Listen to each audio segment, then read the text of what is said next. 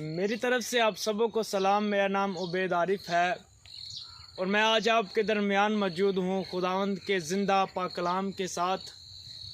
और आज हम खुदावंद के हजूर फसल की ईद के मुतल्लिका चंद हक़ाइक़ को जानेंगे।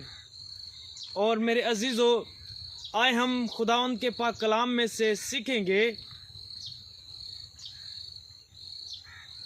एहबार की किताब उसका 23वां बाब और उसकी 22वीं आयत में कुछ यूँ लिखा है, और जब तुम अपनी ज़मीन की पैदावार की फसल काटो तो तू अपने खेत को कोनों कोनों तक पूरा ना काटना और ना अपनी फसल की गिरी पड़ी बालियों को जमा करना, बल्कि उनको गरीबों मुसाफिरों के लिए छोड़ देना। मैं खुदावंद तुम्हारा खुदा हूँ। पाक कलाम के पढ़े और सुने जाने पर खुदावंद आप सबों को बरकत दे, आमीन। आज मेरे अजीज़ों, हमने खुदावंद के ज़िंदा पाक कलाम में से पढ़ा फसल के मुतल्लिका कि जब तुम फसल अपनी काटो। उन ज़िम्मेदारों से खुदावंद कलाम कर रहा है कि एक शख्सियत के ज़रिया से मुक़द्दस मूसा को खुदावंद ने कहा कि तुम इनको यह काम बता देना। और मेरे अजीज़ों, मुक़द्दस मूसा और लोगों को बताता है कि तुमने इस तरह अपनी ज़िंदगी का सफ़र शुरू करना और इस तरह तुमने लोगों के साथ बिहेवियर करना है। और मेरे अजीज़ों, और इस अहकाम में फसल का भी एक अहकाम था कि जब तुम अपनी फसल काटो तो तुम्हें क्या अहकाम मानने पड़ेंगे।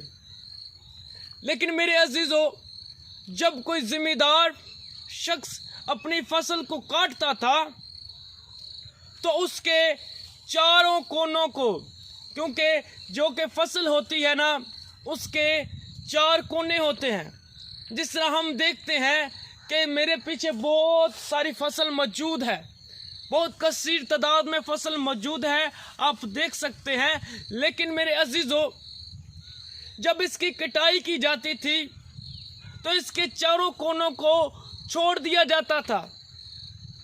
चारों कोने आप जैसे देख सकते हैं, आपके घर में, सभी के घर में 4 पहियाँ मौजूद हों, 4 पहियाँ मौजूद है, आप उससे आप अंदाज़ा लगा सकते हैं। इसी तरह जो कि उसके दरमियान जो वाहन होता है, जैसे कि रस्सियाँ होती हैं, उसी तरह फसल होती है। और जिस तरह उसका एक पाया होता है, उसके साइड में से, उसके अंदर में से कोने को छोड़ देना, इसी तरह चारों पाए में जिस तरह कोने होते हैं, इसी तरह इन ज़मीन के भी 4 कोने होते हैं। जो इसमें एक पैली कह देते हैं, पंजाबी में इसको पैली कह देते हैं, और वंड भी इसको कह लेते हैं, क्योंकि इनके 4 कोने होते हैं और इनके चारों कोनों में यह फसल मौजूद होती थी, बाकी सारी काट दी जाती थी। और जब वो सारी फसल काट दी जाती और चारों कोनों में फसल मौजूद होती तो खुदावंद ताला कहता है कि तुम इनको ना काटना, ताकि गरीब गुरबा और जो मुसाफिर लोग हैं उनको चुन ले और उनसे अपने घरों में ले जाए।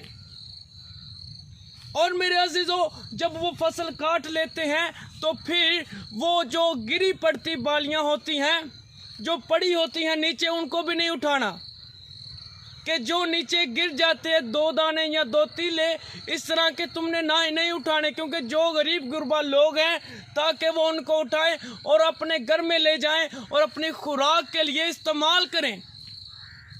लेकिन मेरे अजीज़ों, इसी तरह ज़िम्मेदार जिस तरह आवाम का ख्याल रखता है, इसी तरह वो खुदावंद की हैकल में भी फूलों को लेकर जाता, कि जो पहला पूला होता था फसल का, वो खुदावंद के हजूर लेकर जाता था। और काहिन के हजूर जब पेश किया जाता था तो काहिन उन फूलों को पकड़ के ऐसे ऐसे हिलाता था, ताकि हजूर खुदावंद के वो कबूल व मंजूर हो जाए। अजीज़ों, वो खुदावंद उसका हदिया कबूल कर लेता। लेकिन मेरे अजीज़ों, आज हम देखेंगे कि ये जो फसल आज यहाँ पर मौजूद है, इसकी आज के दौर में कैसे कटाई हो रही है। तकरीबन चंद सदियां पहले, चंद नहीं काफ़ी साल पहले, सदियां पहले इतने अच्छे तरीके खुदा ने लोगों को दिए ताकि गैर और गरीब गुरबा लोगों की मदद की जा सके। लेकिन आज क्यों नहीं ऐसा? मेरे अजीजों, आज फसल की कटाई होती है तो ऐसी मशीनरी लग जाती है कि जो एक बाली भी नीचे नहीं रहने देती और चारों कोनों को भी काट डालते हैं। गरीब गुरबा आज और गरीब होते जा रहे हैं। मेरे अजीजों, उस वक़्त दुरानिया में जब फसल काटी जाती तो गरीबों का ध्यान रखा जाता था और आपस में मोहब्बत और भाईचारा बढ़ता था, जो कि आज के दौर में हम जैसे जट जिम्मेदार देखते हैं, उसी तरह फसल के जो मालिक थे इसी तरह मोहब्बत में लोगों के साथ फंस जाते थे। वो लोगों के साथ इतना तल्लक हो जाता था कि लोग उनके लिए जान देने तक तैयार रहते थे, क्योंकि वो उनका ध्यान रखते थे, उनकी वो परवरिश करते थे, अपने तमाम जो चीज़ें हैं, जो तमाम फसलें हैं, उनसे उनकी देखभाल करते थे और उनके लिए खुराक मुहैया करते थे। लेकिन मेरे अजीज़ों, वो जब खुदा के हजूर पेश करता है और खुदा भी उसे और सरबुलंद करता है और बरकत देता है, तमाम लोगों को बताना चाहता है, चाहे कोई जिम्मेदार हो या ना हो, किसी भी वो चाहे मसलक। आज मेरे अजीजों, हमारा खुदावंद यीशु मसीह हमें फसल के बारे में क्या कह रहा है कि हमें कैसी फसल अपने घर में लेकर जानी है, हमें कैसी फसल खुदा के हजूर लेकर जानी है, हमें इसमें से क्या खाना है। खुदावंद यीशु मसीह फरमाते हैं कि जिंदगी की रोटी मैं हूं, जो कोई मुझ में से खाएगा हरगिज भूखा ना रहेगा। लेकिन मेरे अजीजों, आज जितने भी लोग रूहानी भूखे हैं, खुदावंद आज उनके साथ कलाम कर रहा है कि जिस तरह पुराने ज़माने में जो फसल कटाई होती थी, बालियां गिरी पड़ी रहती थी, कोनों को नाह काटते थे, इसी तरह खुदावंद कहता है कि तुम मुझ में से खाओ जैसे खेत में से खाते। जिंदगी की रोटी मैं हूँ, जिंदगी का सरचश्मा मैं हूँ। ऐ गरीबों मेरे पास आओ, जिंदगी का आराम मैं तुमको देता हूँ। आज खुदावंद आपको बुला रहा है। खुदावंद कह रहा है, ऐ कौमो मेरी उम्मत आवाज को सुनो।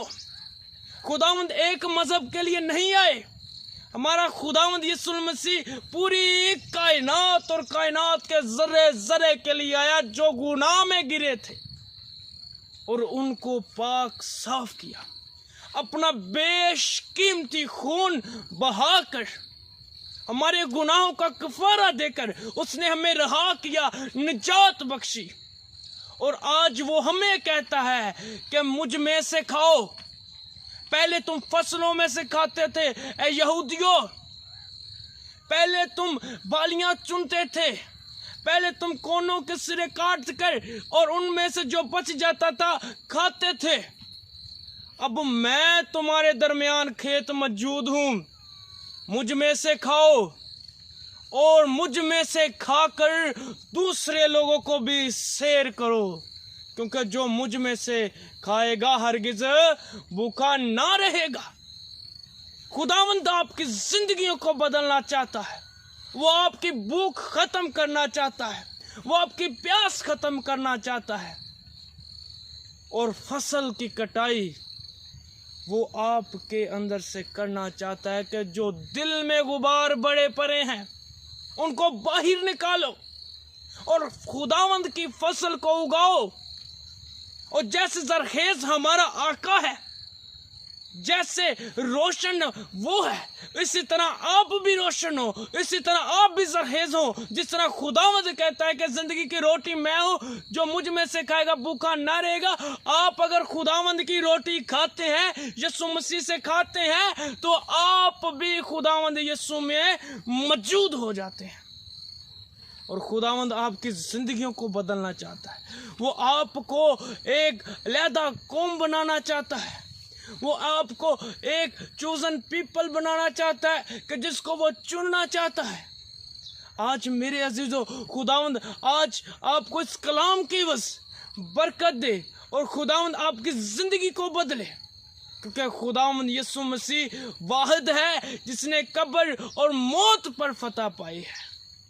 क्योंकि ज़िंदगी को उसको देने का भी इख्तियार है, उसको लेने का भी इख्तियार है।